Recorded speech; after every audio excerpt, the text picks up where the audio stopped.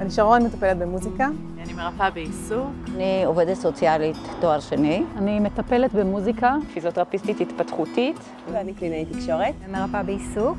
אני פסיכולוגית חינוכית, ואני אימא לניב שהוא אוטיסט בן 7. אני חושבת שהיה משהו ככה בתוך ה-DIR שמאוד התאים לי. באמת כל ילד הוא חלק ממשפחה, ובאמת המקום לקדם את הילדים הוא לא יכול להיות קידום בתוך הטיפול, אלא הוא באמת מצריך עוד מעגלים ועוד מעגלים. התפיסה שלי את הריפוי בעיסוק פעם הייתה מאוד קונבנציונלית. אנחנו באים לתקן תפקוד, לשפר תפקוד, לעזור לילד להשתלב יותר טוב. כשילד הגיע לטיפול, פשוט טיפלתי בו, טיפלתי במה שקשה, בלקות, וניסיתי לעזור לו להתקדם.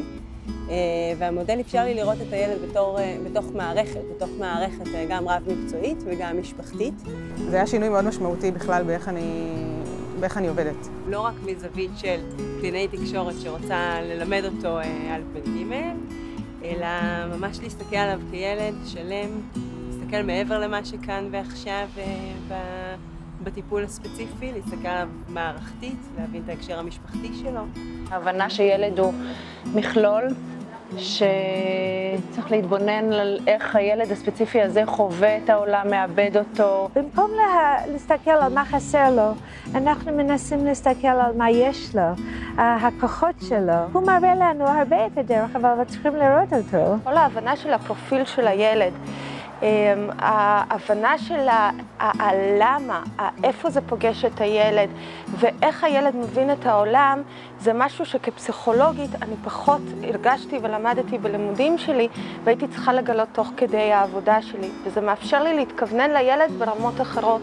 איך הדברים באמת אחד משפיע על השני, ויש פה מעגלים מכל הכיוונים. התהליך הוא תהליך שאנחנו עושים יחד עם המשפחה, ויחד עם האנשים שעובדים עם הילד, ויחד עם הילד ויחד עם הקולגות שלנו.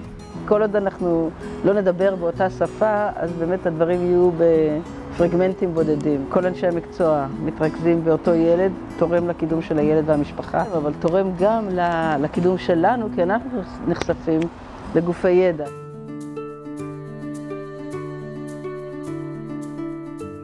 מטפלים בעצם מגיעים לתהליך ההכשרה במשך 3 שנים, מציגים את העבודה שלהם בפני קבוצה ולומדים אחד מהשני איך לטפל במהלך סמינרי ההכשרה שלנו. אני חושבת שזה נותן המון ידע מקצועי, שהוא הכרחי כדי לעבוד עם אוכלוסייה שהיא אוכלוסייה מאוד מורכבת. הרגשתי כאילו קיבלתי איזשהו תיק או כלי שמתמלא בלי סוף. כמה שאני לא משתמשת, הוא כל הזמן מתמלא מחדש.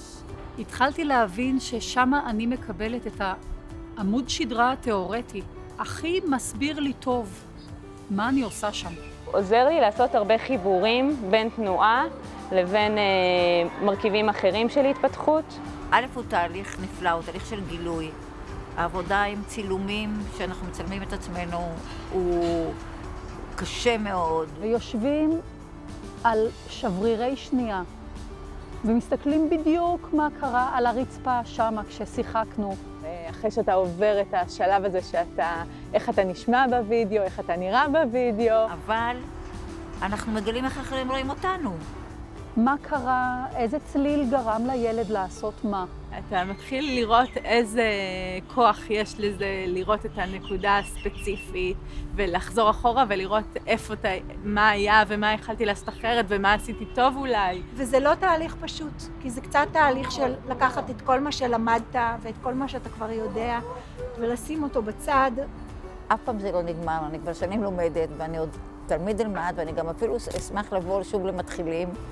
שיטה מדהימה שמצליחה ליצור מעגלי תקשורת עם ילדים שפשוט לפני כן לא הצליחו להגיע לזה, וראיתי איך זה עובד מתוך הפלור טיים, התקדמה שם שפה תקשורתית פשוט מופלאה.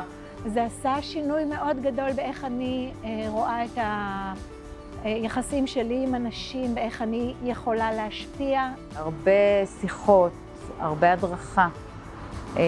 אני לא המוקד, אלא הם והילד. ולא לוותר על המקום הזה, כי כל ילד מביא איתו סיפור. זה הבדל מאוד גדול אז אני גם הרבה יותר מסופקת מקצועית, ובאופן כללי אני מרגישה שהעולם שלי מאוד התעשר ומאוד נפתח.